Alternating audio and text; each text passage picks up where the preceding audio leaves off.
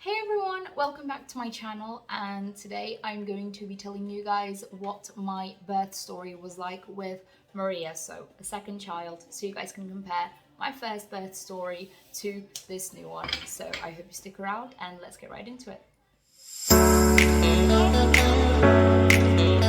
And speaking of her, I guess she's going to be in this video as well.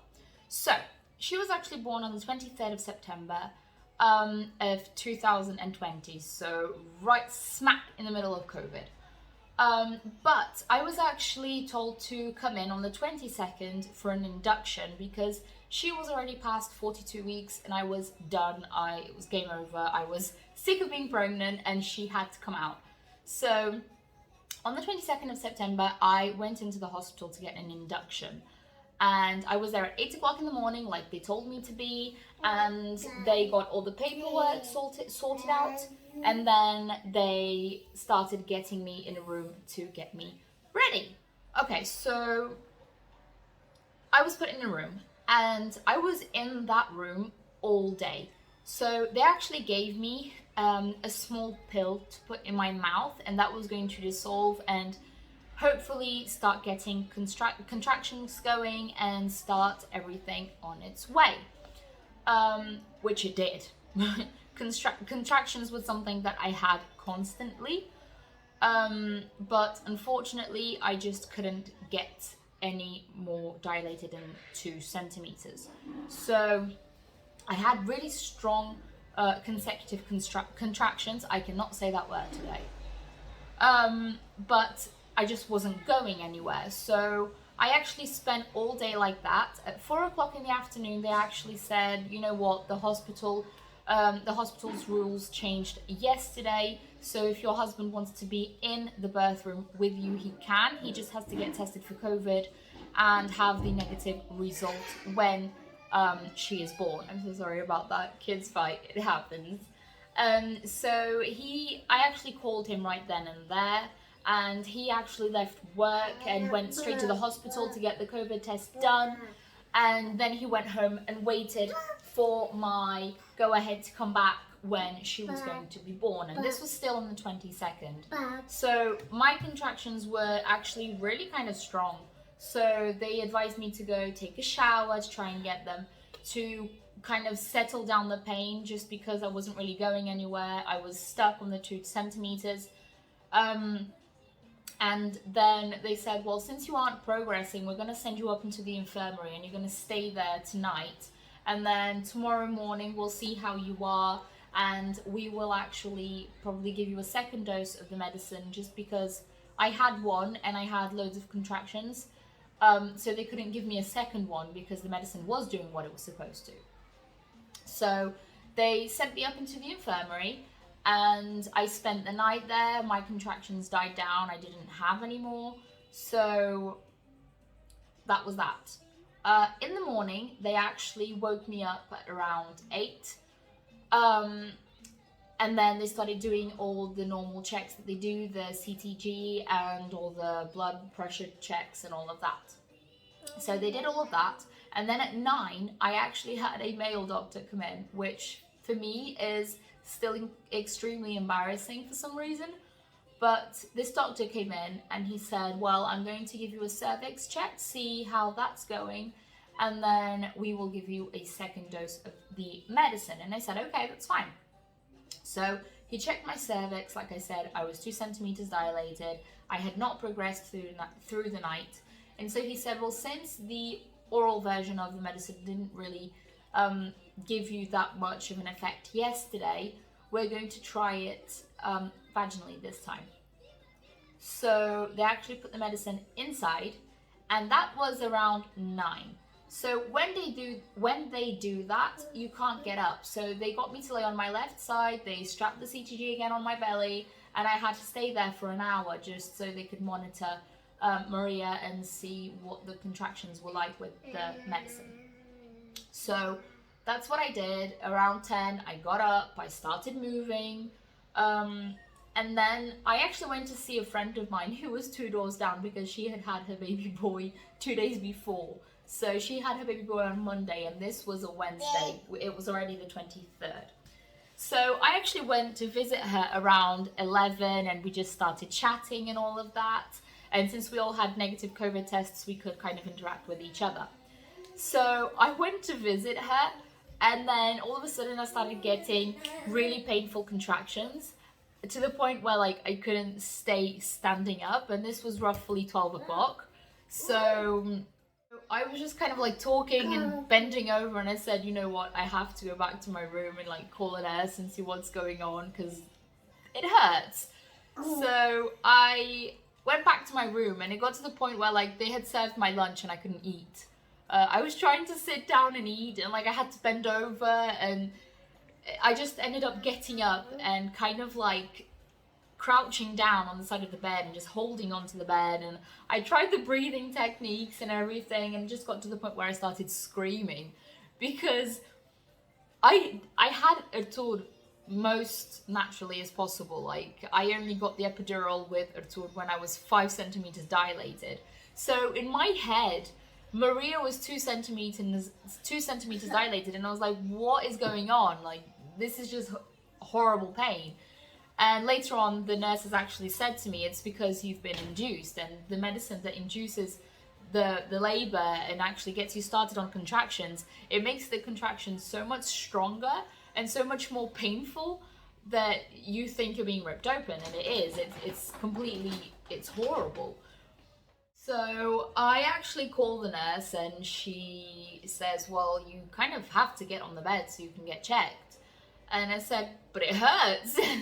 So they got me to lay down and they checked me, and I was going on a 4 centimeters dilated. So they said, well, we're going to call downstairs and we're going to get you down into the birth room because you're kind of moving along now. And since you're 4 centimeters, you have to be in the birth room because everything can happen very, very quickly.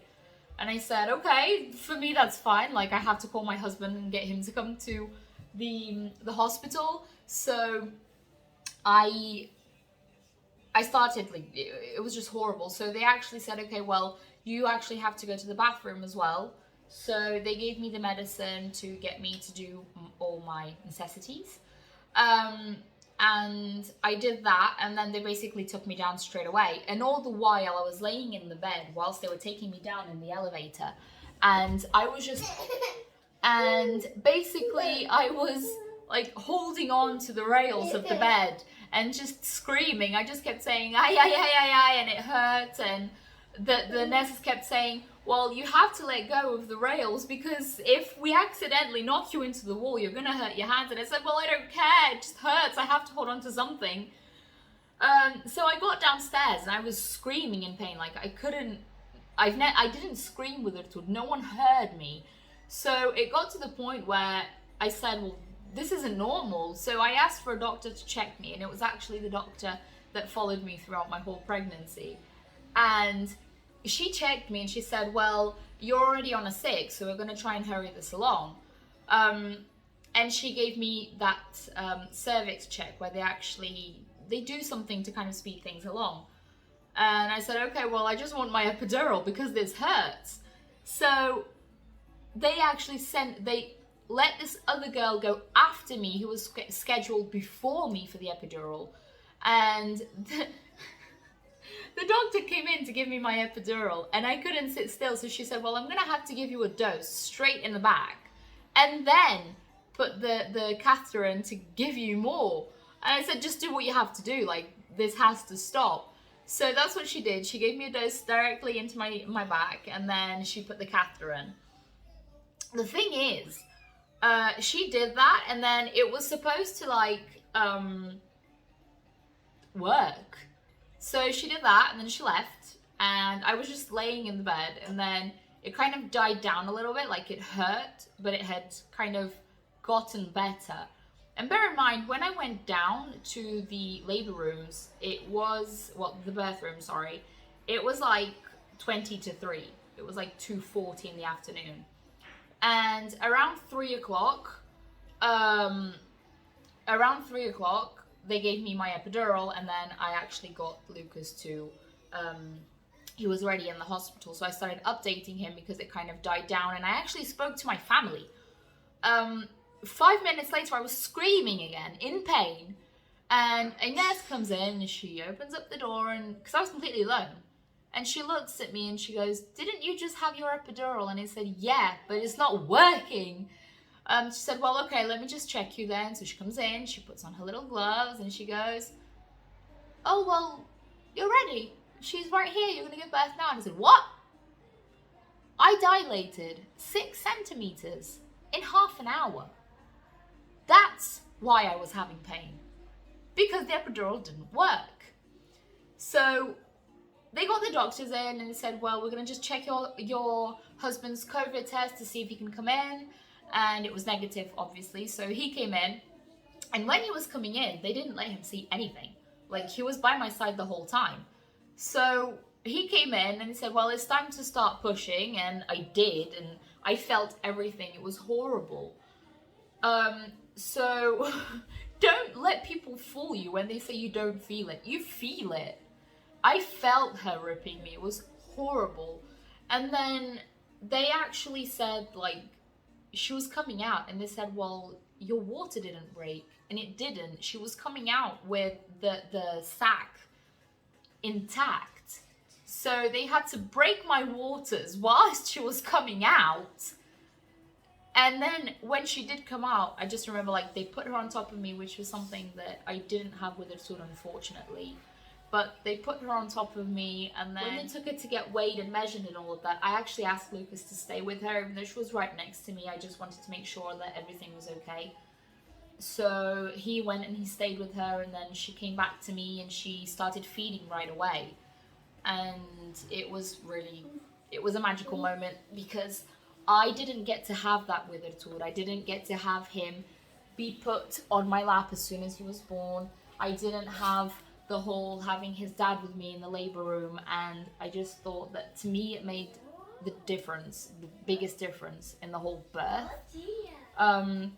And something that I didn't expect was Lucas was not only able to be with me whilst she was being born, he was also able to be with me whilst they were stitching me up and all of that afterwards. And only when they went to take me into the after labor room, so basically the room upstairs, only when they were taking me out of the birth room was when they said, "Well, you really have to go," which was when he left.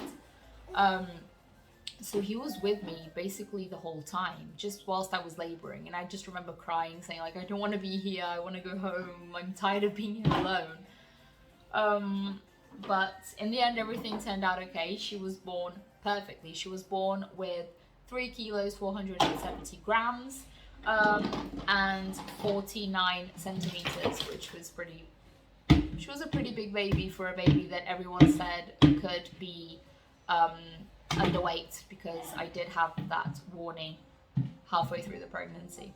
So yeah, like, I just wanted to make this video, tell you guys how my birth with Maria was, because I do have Ertuğrul's up already. I will put that up in the card here so you guys can see, and down in the description below as well.